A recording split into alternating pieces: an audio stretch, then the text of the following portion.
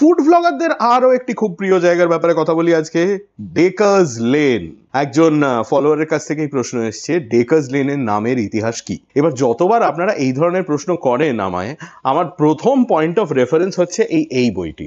এটা হচ্ছে পি থঙ্কাপ্পা নায়ার এর লেখা, মানে পিটি নায়ারের লেখা হিস্ট্রি অফ ক্যালকাটাস স্ট্রিটস।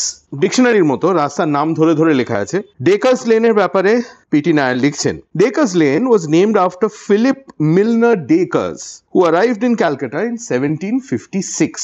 মানে পলাশির যুদ্ধের এক বছর আগে, মানে যে বছর সিরাজউদ্দৌলা কলকাতা আক্রমণ করেছিলেন সে বছরই উনি কলকাতায় এসেছিলেন। প্রথম চাকরি পেয়েছিলেন as assistant import warehouse keeper. আচ্ছা, তার মানে ডেফিনেটলি তখনকার ফোর্ট উইলিয়ামে কাজ করতেন। 1756 পরে উনি কাজ করেন সাব অ্যাকাউন্টেন্ট হিসেবে।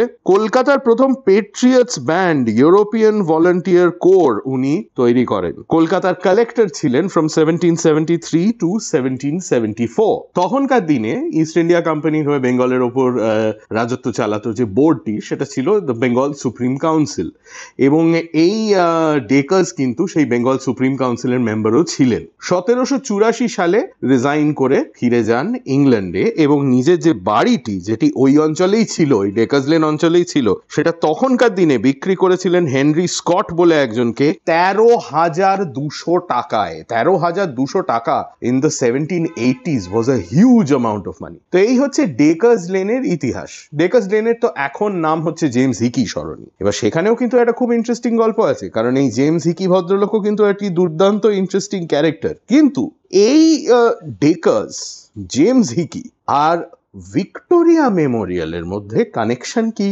একটা খুব ইন্টারেস্টিং কানেকশন আছে, এবং সেই নিয়ে আসছে হাফ প্যান্ট হিস্ট্রির প্রথম লম্বা ভিডিও এই উইকেন্ডে। যদি দেখতে চান ডেফিনেটলি ইউটিউবে সাবস্ক্রাইব করুন টু হাফ প্যান্ট হিস্ট্রি।